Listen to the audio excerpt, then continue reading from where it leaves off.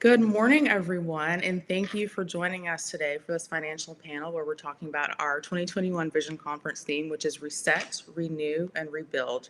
It's so important to have this conversation right now. And again, the theme of Reset, Renew, and Rebuild was inspired by 1 Peter chapter 5, verse 10, which says, "And the God of all grace, who called you to his eternal glory in Christ, after you have suffered a little while, will himself restore you and make you strong, firm, and steadfast." So what we're going to talk about today are some ways, especially in the Black community, where we can reset, renew, rebuild, and really set ourselves on a firm foundation and recoup from a year such as 2020 and any unforeseen circumstances that may come in the future. I'm so excited today to have our wonderful panel with us today. We've got Ms. Joan Fleming, as well as Reverend T.D. Hughes, and I will let them introduce themselves to you thoroughly. I can't do them justice, and I'm so happy and thank them to join us today. Their expertise is something that our audience should certainly witness. And with that being said, I'll go ahead and let Joan introduce yourselves and also tell us how we can contact you. Give us your social media or other communication that we can reach out to you after today's panel. Sure. My name is Joan Fleming. I am Vice President of Residential Lending and Community Development with Citizens Bank. Citizens Bank is the oldest African American bank in the country, and we are so proud to be a part of this program. My primary function at the bank is residential lending, and a lot of my job is just not doing the loans, but getting people ready and in position to be able to do loans. We meet with a lot of clients who are not quite ready, and so my job is to get them ready. If you have any further questions for me, you can go to askjoan.net, and there is a portion that says questions, and you can reach me with any further questions. Or if you would like to get in contact with the bank, you can do so at 615-327-9787. Thank you. And Reverend Hughes? Hi, thank you, Ms. Boyd, and thank you to everyone for the opportunity to be with you today. My name is Reverend T.D. Hughes. I am the current senior pastor of Third Baptist Church of Chicago. I do have a rather unique perspective after spending 14 years at J.P. Morgan's private bank in the investment queue as a senior vice president in high net worth. Our job was there to invest and to manage the portfolios of affluent clientele, which had an upward of $40 million or more. That's kind of where our target was. So our average client was probably around that, and largest probably about $6.9 billion. My team and I in the Midwest managed upward about $390 billion together. I hold a Series 6, a Series 7, Series 63, a Series 65, and Illinois State Life, Health, and Variable Life as well. So a little bit about me. Wonderful. Well, thank you again both for joining us. And what's interesting, even in your introduction, just talking about, I guess, the variance between the type of customers and clientele that you both service, everything from, that, young person that's looking at buying a home and trying to figure out those steps, all the way to the high net worth individuals that are probably entrepreneurs, investors, hold lots of real estate in their portfolio as well. So that's just an interesting perspective from both ends of the spectrum there. So again, thank you for joining us. And to those that are watching, thank you. And also take a moment to share this, get your friends and colleagues involved, and certainly drop some questions in our live chat as well. Certainly cannot wait to get those questions. And we really want to make sure that today's discussion is impactful and it's something that's really useful that we can take forward with us. So with that, I'm just going to just pitch the first question to both of you. So looking at our theme, reset, renew, rebuild, in your opinion, what are some ways that we as a collective Black community can really set ourselves up for success after going through a year such as 2020, seeing how volatile the market is, seeing how, what we think is our livelihood, that consistent paycheck may dry up all of a sudden and things change in our economy. So what are some ways that we can really set ourselves up for success and set our future generations up for success? Well, I'll start since there was of course a lot of our community that was affected in 2020 by COVID with layoffs and furloughs and things like that. So I'm hoping not only the community, one thing that COVID taught us or should have taught us was the importance of budgeting and having money to put aside. You know, as there's even some of the businesses that went out of business, restaurants and things like that, you know, they do not have the appropriate reserves put aside. That has been something that has been preached to us, you know, from when I was a child, have 6 months set aside. But nobody really thought that it was that important. And when we did finally accumulate some money, we typically spend it on whether it's a vacation or, you know, whatever it was. We just did not. We're not good stewards over our money. And so I'm hoping that one of the things COVID did teach us is putting money aside. And for the clients that I deal with, the very first step is always budgeting. When I sit down with young people, even people my age that are thinking about buying a house, the first thing we do is if they don't have a good savings pattern or a savings pattern at all, then the first thing that I'm going to try to do is teach them budgeting. And we start from the simplest ways.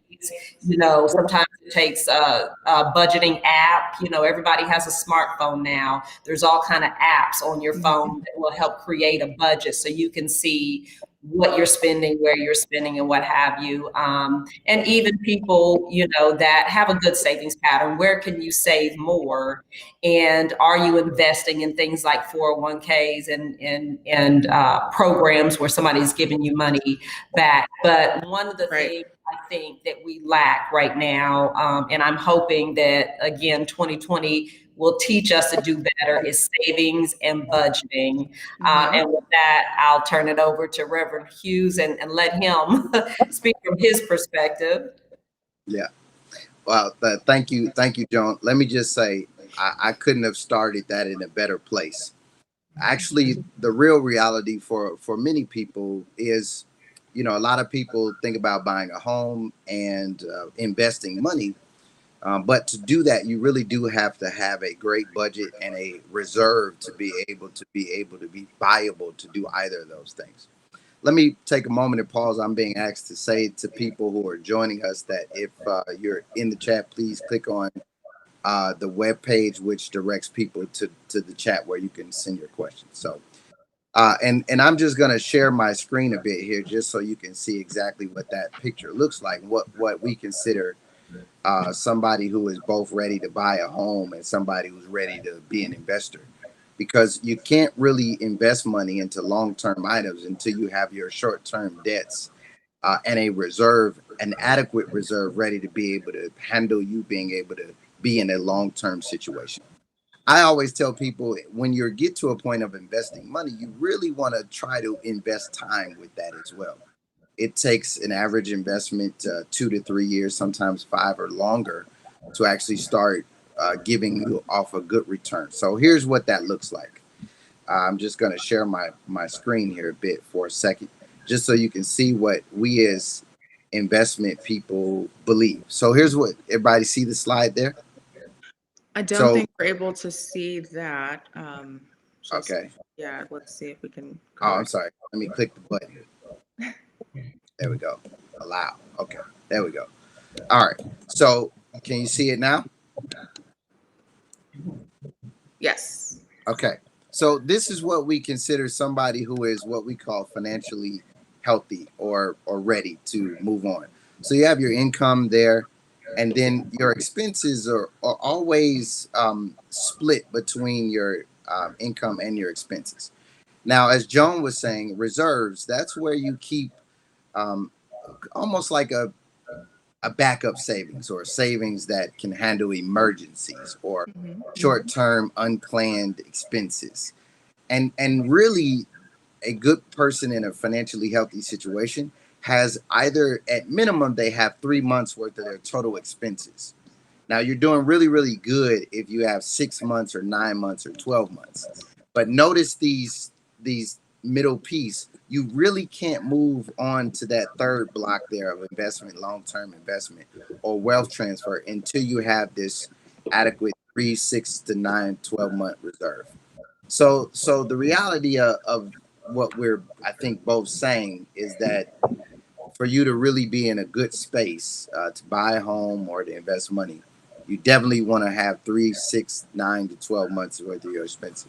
Most conservative people, you know, they keep upward of 6 to 9 months. I actually keep a year.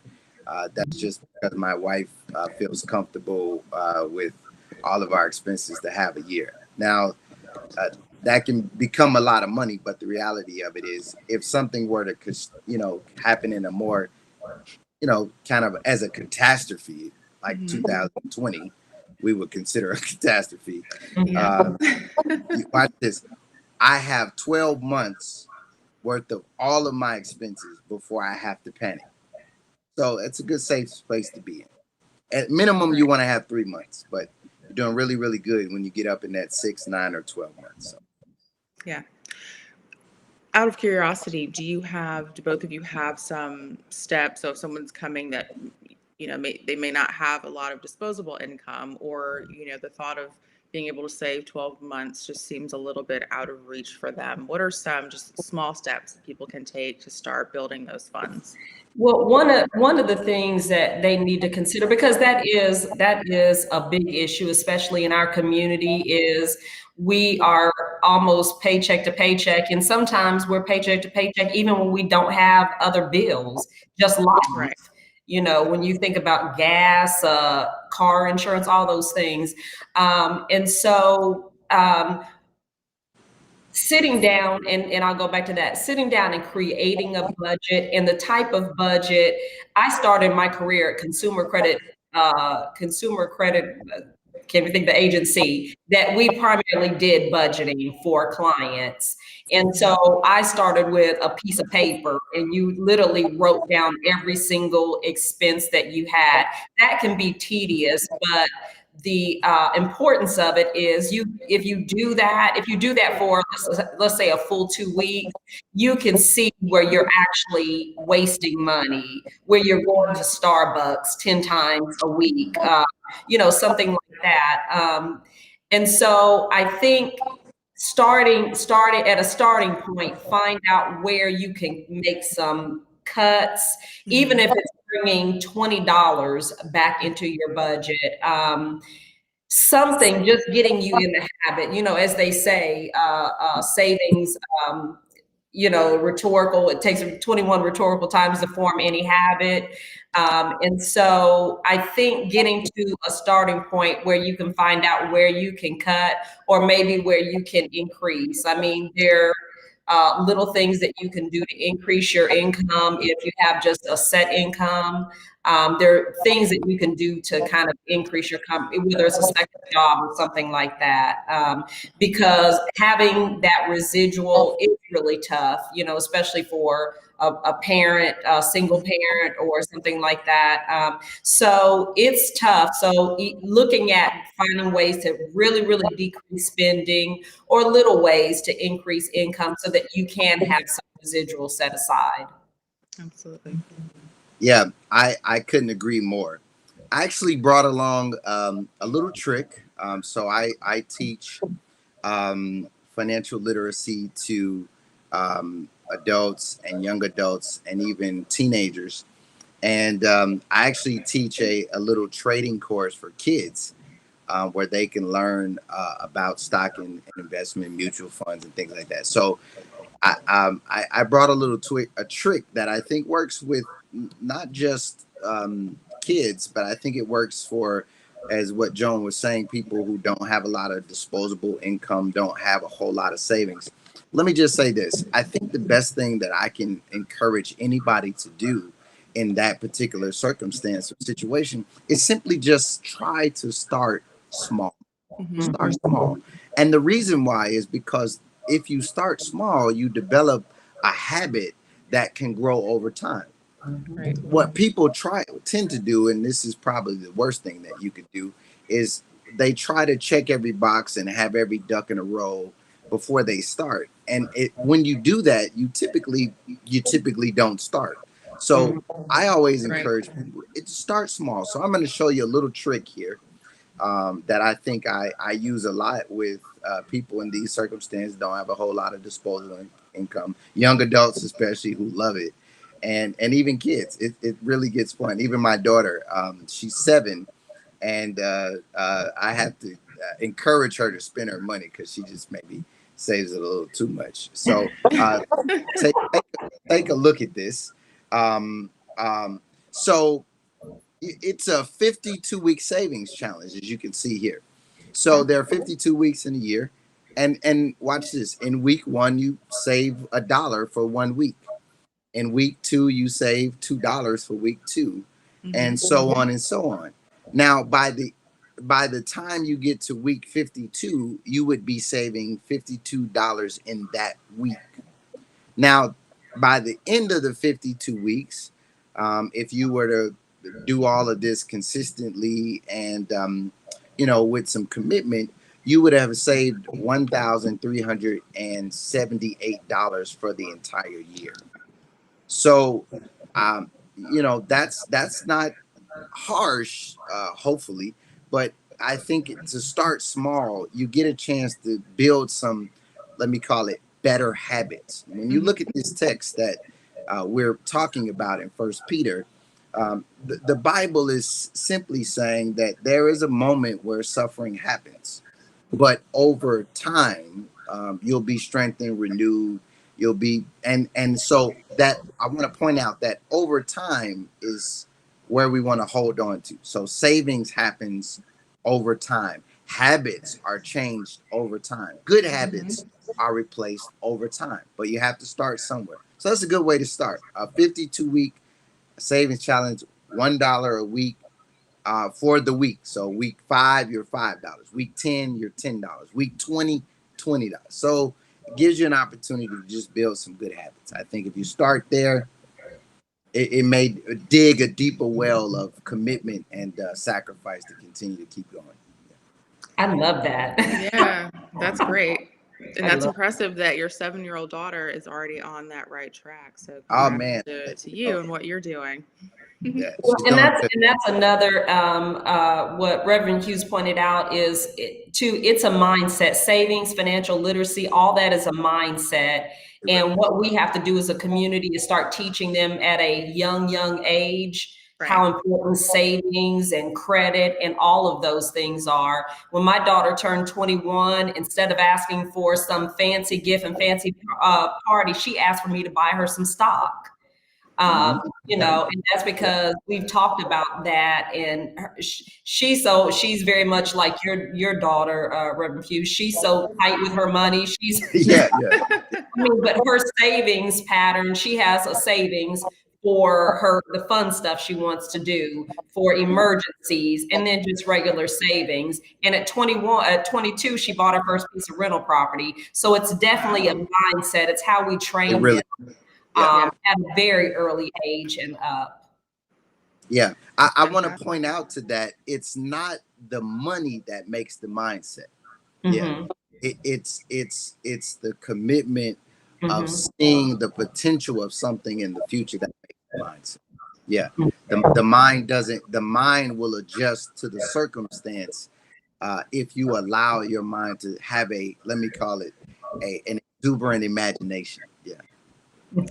Absolutely. That's fantastic. Yeah, the conversation with children, it is so important. And how can we as a Black community and Black families kind of like reframe the narrative around truly building generational wealth? I know we hear that a lot, but how do we define that in a way that really is feasible? And I think we have to do it in a way that maybe doesn't try to compare us to majority communities, because the variance is very large and it can seem overwhelming. And I do just want to read just some brief stats that I pulled from the Federal Reserve just to Yeah. give our viewers just a glimpse into what this variance really looks like. So from the Federal Reserve site, it says, in the 2019 survey, white families have the highest level of both median and mean family wealth, equaling $188,200 and $983,400 respectively. Then after that, it says Black and Hispanic families have considerably less wealth than white families. Black families' median and mean wealth is less than 15% of that of white families, equaling $24,100 and $142,500 respectively. Hispanic families' median and mean wealth is $36,100 and $165,500 respectively. And then it goes on to list other ethnicities. So we can see again just how broad that variance is, and so how can we start to close that gap on, personally, and then also what do you think are ways that the powers that be, if you will, whether it's the banks or companies, can help to close some of those gaps as well? One of the things, listening to those stats, it's really sad. And one of the things that we're seeing, our community has always had challenges when it came to either savings or credit, buying homes, whatever it is. But it has changed from a challenge to a crisis right now. And as a lender, our part is we have to be more diligent about getting in the community. And yesterday I did a panel with the Urban League on the crisis kind of in the housing, the market, and people being able to afford. And I think the more we have those type of conversations and it goes live and you're sharing it throughout, and people understand that, there are certain professionals that are here to help, reaching our children, going in the churches, talking to the children in the churches, going into the schools, especially, the schools in the communities that, don't have, or in an underserved, I guess, area. Just reaching people young, going into, we know that econ and things like that are taught in school, but are they taught to really help young people understand credit and expenses and living expenses and things like that? So I think it's important, just reaching people and talking about real life situations when it comes to the economy and how it affects you right now and how it will affect your future is really important. Absolutely. Yeah, I think Joan is spot on. I think the earlier we can start having the conversation, the easier it is to close the gap. I do want to say something else to add a different layer to the conversation around that is, so African Americans particularly make up only about 14% of the total U.S. Population. However, in the last Census Bureau information, which came out in 2020, we know that comes out every 10 years. It turns out when you look at the consumer spending across the United States of America, African Americans make up 39% of the total U.S. consumer market. Now, Wow. So let's put this into perspective. We're the lowest in regards to people population. However, we're almost accounting for almost 50% of the total U.S. economy's commercial and consumer market. Now, what that says to us all is that we are the consumer more than likely we are the owner of what we're consuming. Right. So I always encourage people, one, to support minority businesses and to be very intentional about that. But then also and that's goes back to our original statements here, is that's why your budget is going to be extremely, extremely important, because if you don't know where your money is, you cannot control it. And if you cannot control it, it means that it's controlling you. But somebody has the control, and either it's the money controlling you or you controlling the money. And Rose here is asking a question on the right. I don't know if we can take any of those, but that is a very, very good question. And so I do want to address that if that's okay. May I address that? Absolutely. And Yeah, actually, you did make a great point. I do want to circle back to this as well. Just hearing those stats, it's kind of mind blowing. But yeah, we can kind of weave into the conversation is how do we really become creators of wealth instead of just consumers? So please take those questions. We do have some great feedback in the chat section as well. So please All right, great. take on this question. Thank you. I'm gonna try to, but she's asking a really, really, really good question, and I don't want to let that get from in front of our attention to be able to address. So here's the reality. She's asking about debt to income ratio. So your debt to income ratio is how you're viewed as a financial individual. Now, the rule of thumb is that you're supposed to have the what we call 28-36 rule. So that means that your monthly housing payments should be 28% of your total income or less. That includes rent, homeowner, or investment property. Now, the 36 rule is that it means that all of your total other debts, your expenses throughout your home or whatever you're spending money on, it's only supposed to be as high as 36%. Now, when you add those two things up, they equal 64%, which means you're still walking out with about 36% of your income left, which is where you want to be saving your money. Now, so let's think about this, because there's another issue in our communities and minority communities that we're what we call house rich, which means our house is sort of our major debt, but probably too much. So this example assumes that there's a person earning $50,000 a year, but they're in a 25% tax bracket, which is relatively realistic for somebody with $50,000 a year. Now that means that that's important because now your $50,000 a year job is now only paying you $37,500 a year, because $12,500 of that is going to the U.S. IRS. So now that means that 28% of your income should go to your mortgage or rent. So the question now becomes, how much can I afford to pay, or how much should I be paying, even with a $50,000 a year job? You would not believe the answer to this question. Watch this. That means that you're only supposed to have a place that you're paying $875 a month in rent or mortgage. Now that's mind blowing, because typically what you see in most people when they have a job that's paying $50,000 a year, they think, oh man, I can really afford something really good with that kind of income.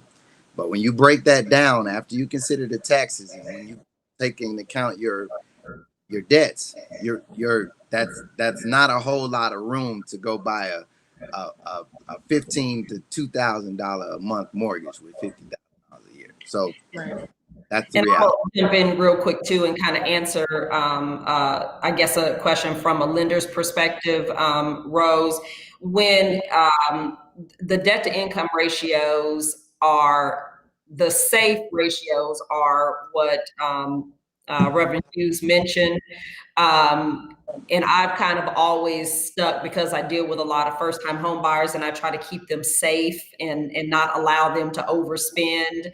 The actual guidelines now, whether you're doing FHA or conventional, are, nobody really looks, unfortunately, at the front ratio anymore, which is just housing. They look at the total, which is the housing plus the current debt. Rose, keep in mind, because that's a great question. Student loans have really become kind of a thorn in our side lately as a lender. Your debt to income ratio can actually go up to 45% of your gross income. When you net it down, it's closer to what Reverend Hughes talked about, 36%. When it comes to student loans, that has been a very, very hot topic lately. If you, and that's, and I hope we have time to just briefly talk about credit. We may not today, but that's why credit is so very important, because if your credit is just kind of okay, and let's say anywhere from a 620 to a 650, you'll probably be forced to do an FHA loan, and FHA is going to count 1% of your student loan debt as a monthly payment. So let's put this in perspective. Let's say you went through school and your total student loans are 150,000.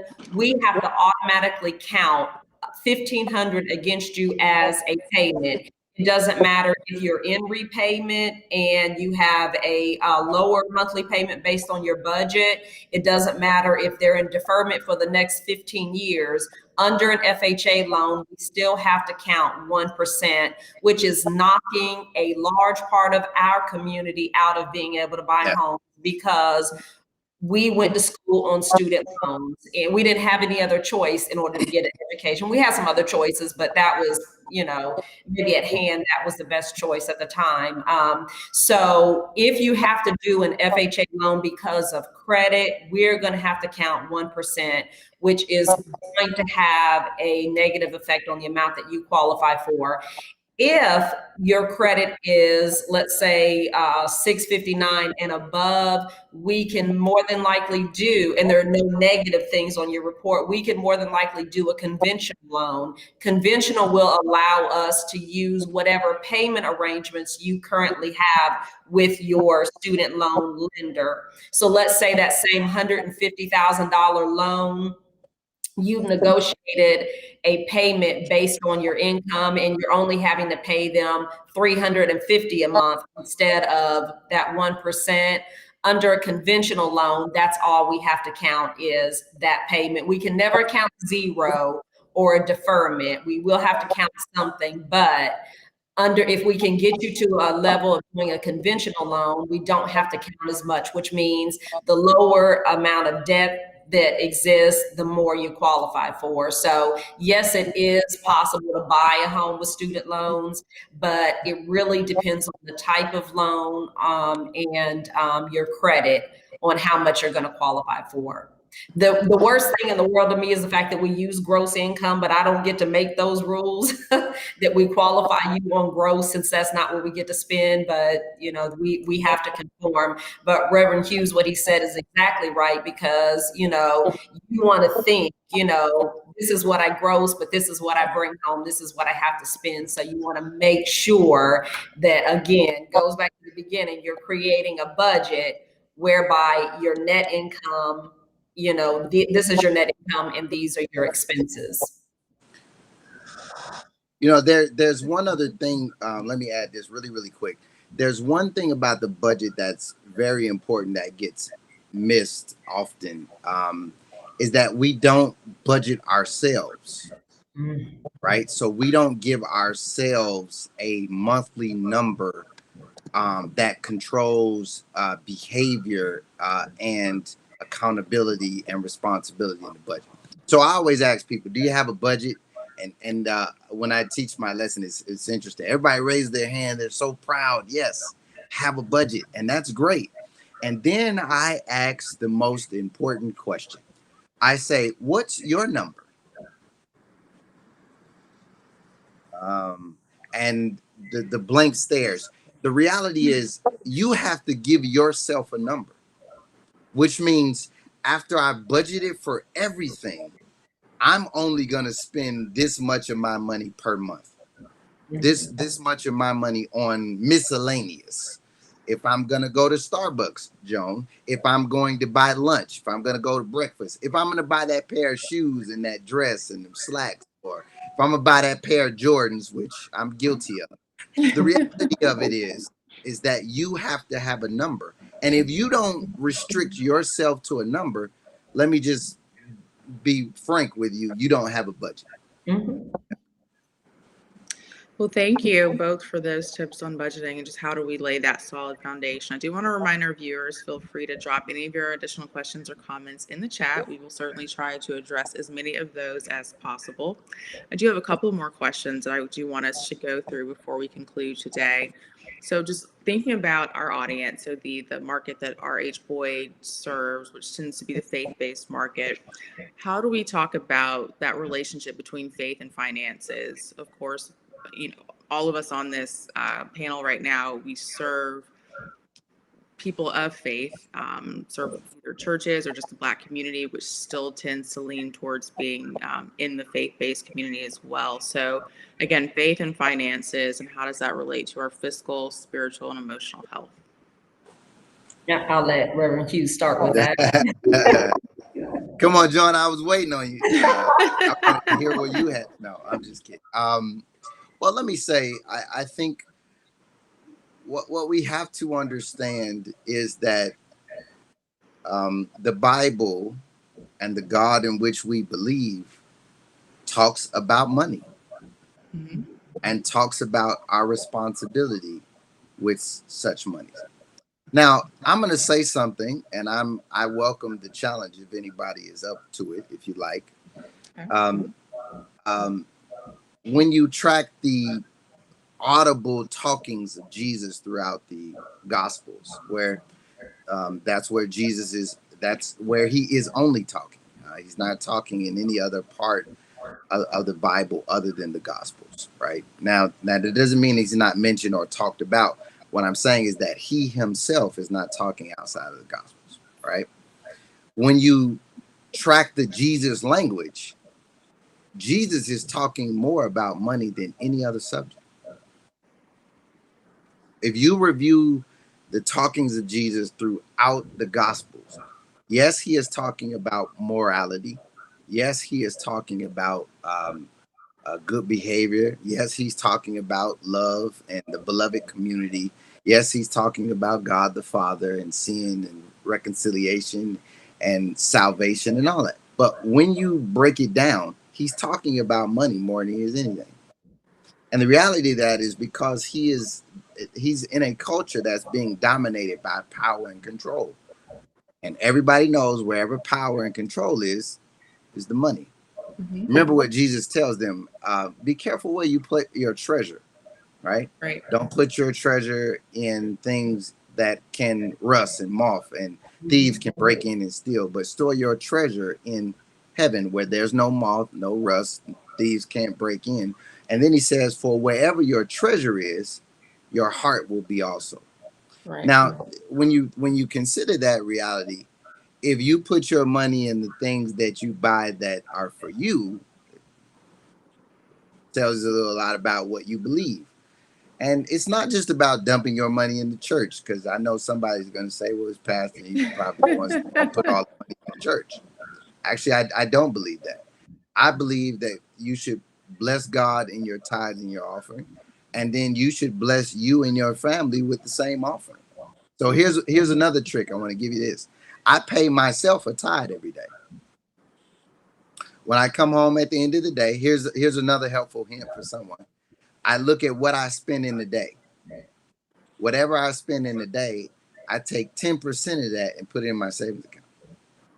You know what that does? It does two things. One, it keeps me accountable to what I'm spending. Mm-hmm. Because if that tithe is big, that means I just spent probably too much money today. But it also gives me an opportunity to give back to myself what I'm also giving to other people. And then, of course, I pay my tithes to the church regularly and consistently. I actually pay tithes on my gross because what I give God has nothing to do with what I have to pay the IRS.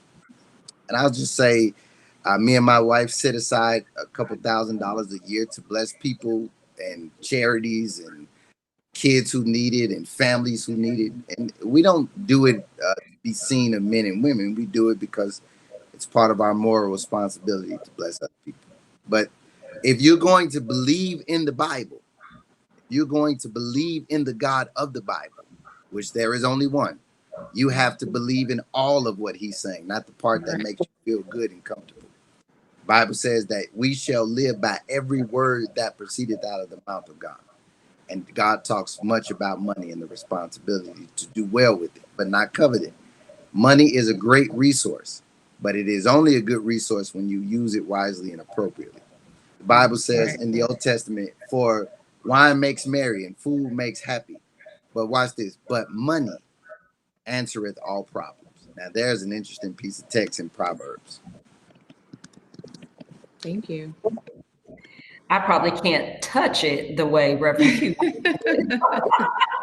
But I remember when I actually we start attending um, the conferences, a lot of the conferences, the faith-based conferences. And I was being introduced to one of the pastors who wanted me to come in and teach their financial literacy and home buying. And the first thing he said, he made it clear, make sure that you teach tithing. That they understand tithing as a part of budget and financial literacy and all that. And of course, I said, I absolutely, start with paying God his portion, paying yourself, and then everything kind of falls under that. But, as mentioned, the Bible talks about money. There's nothing wrong with having money, with having wealth and those things, with having material things, as long as, you're not placing all of your heart into those material things, because again, as the Bible teaches, money is not the root of all evil. It's the love of money that's the root of all evil. So we'll just kind of leave it right there. And everyone knows, what they're expected. Every Christian knows what they're expected to do when it comes to tithing and the importance of it. You pay God, you pay your maker, and then you pay other things below that. Absolutely. And you're right. It's the love of money that's the root of all evil. Obviously, we need money for provision and for protection and, daily think food, shelter, clothing, healthcare. But it's when we take it to that next level and actually covet money, that's where the sin begins, if you will. Well, let me say one other thing before you move on. Ministry also costs money too. I want people to understand that the church can't do anything without money either. Right. Jesus isn't dropping dollars from heaven into the church. So. Right. I actually wrote down a note on that, and I wanted to say, I think oftentimes when lay people think of tithing, you're just kind of giving the money away. You're not going to see it ever again. And really, I think of tithing as it's supposed to be a reinvestment into your community, right? So if the church is doing what it's supposed to do with those funds, you're actually having those social services that can help people, whether it's a food bank or, providing shelter, providing, kids ministries and things like that. So you're actually hopefully pouring into your future as well. And I do certainly want to call the churches to action as well to make sure that those funds are being properly utilized to give back so that people can have that trust in the church and know where their funds are going, that they will hopefully also reap some benefit as well for future generations. So I do want us to begin to wrap up. We will conclude in about 5 minutes. Again, if you've got any other questions in the chat, please feel free to drop those. We did get a comment from Deborah just saying that it was very good information and that we need to start to pour into our youth and give them this knowledge about money. I do want us to just, kind of make our closing statements. And I want to address 2 points, and you can address these however you feel fit. If you had to give any tips to entrepreneurs, what would that be? I know that a lot of people are trying to be on that entrepreneurial journey. So what are some tips and tricks for that? Also, consider some future opportunities as well. I know we've heard a lot about cryptocurrencies and other things like that right now in the market. So if you had to address one or both of those, what would you say? I would, when it comes to entrepreneurship, I think it's very, very important. But here's one thing I would suggest, and I may be out here in left field by myself, but if you are thinking about starting a business, work in that business to get a good structure beforehand. One, hopefully that will help you to build up some reserves and things like that. But you have a lot of our youth, unless they're creating something that's not been done before, it would not hurt to take a year or so, 2 years, and work in that field so that you can kind of see the structure of how. Now you may get in there and realize, in my business, I'm going to do this and do that to make it better, but you have a good foundation. And I heard, and I probably can't think of the quote right now, but somebody said something when it comes to entrepreneur, think so far out of the box that that's the only way that it's not this idea has not been done or something like that. And so I probably didn't relay that the right way, but there's so many things that have already been done. Think out of the box. Think about something that's really going to help us, not just the service, something that's really going to help the community and whatever. But I think the main thing on my side is, because I deal with a lot of young people who all they want to do is start their own business because they think it's easy and they don't want to report to anyone. And I've had my own business, and I know, before I came to the bank, I worked about 18 hours a day trying to build a business for less money than I would have made. But that's because I don't really think I had the foundation prior to.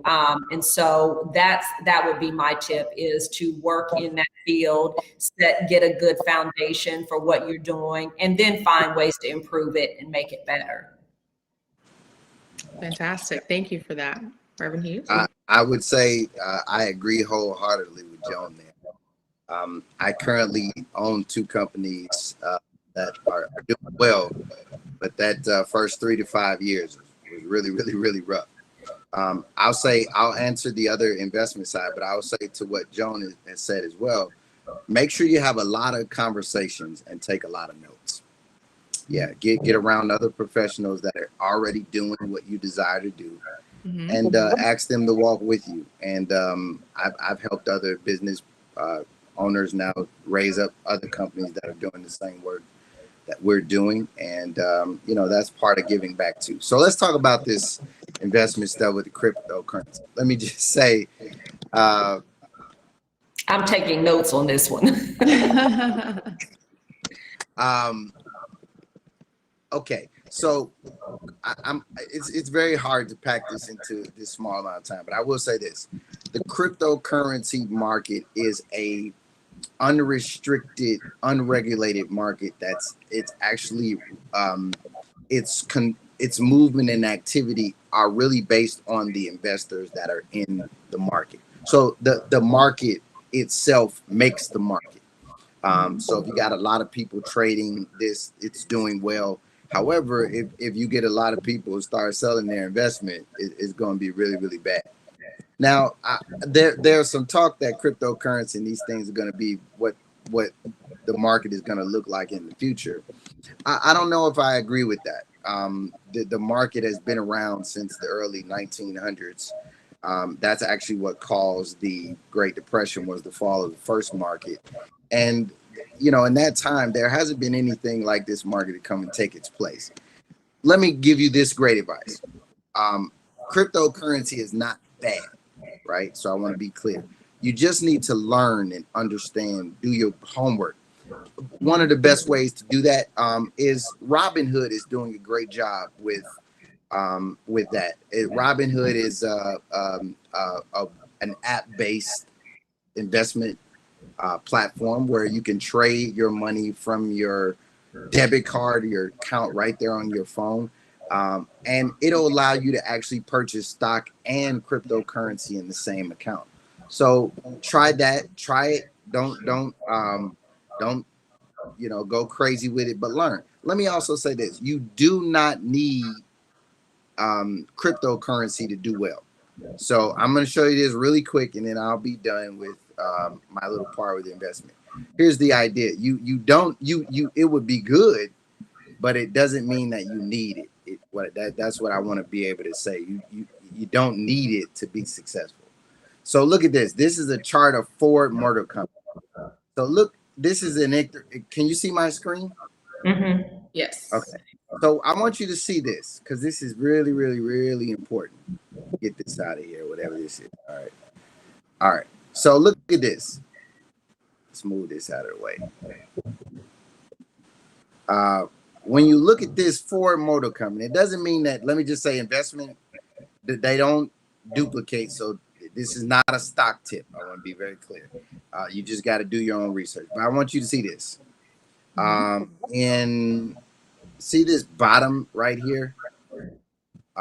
This is January 4, 2021. Now, I want to show you this. 5 years ago, Here we go. Ford Motor Company went down to $2 a share, right in here. Right in here. Mm-hmm. $2 a share.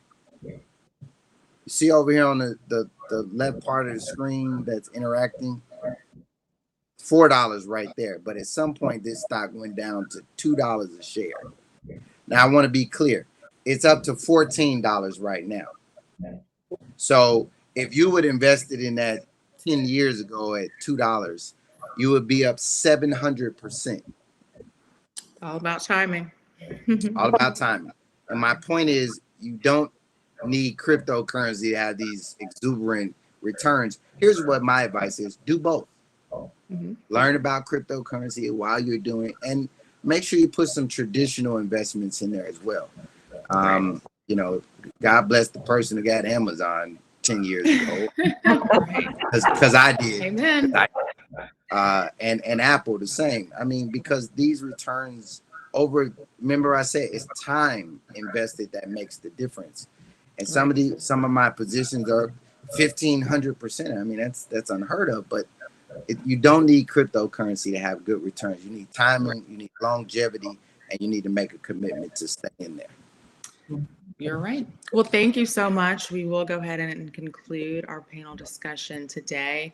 We did have one other person drop something in the chat, and I do want to read this because it's very complimentary. But Eddie said, "Thank you for the financial tips and advice and for making this conference a well-rounded platform addressing the whole man and whole woman."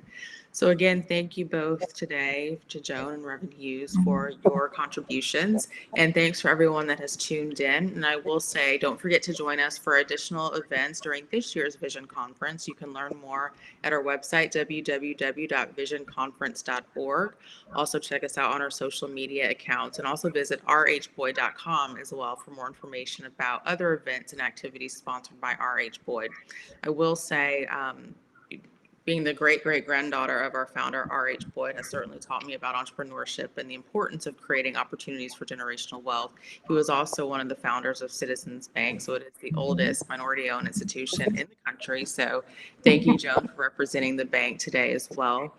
And don't forget, also check us out. We will be hosting our conference next year live and in person right here in Nashville, Tennessee. And I hope that people get to go and visit Citizens Bank as well during that session. So we'll be here in Nashville, June 16th through 18th, 2022. So don't forget to go ahead and pre-register for that and book your hotel rooms at the Sheraton Downtown Hotel. So again, thank you so much to everyone. And we look forward to hosting very similar conversations like this in the future. And join us for our upcoming events today for our youth ministry. So excited to see that. So with that, we'll wrap up, and thanks again. And we will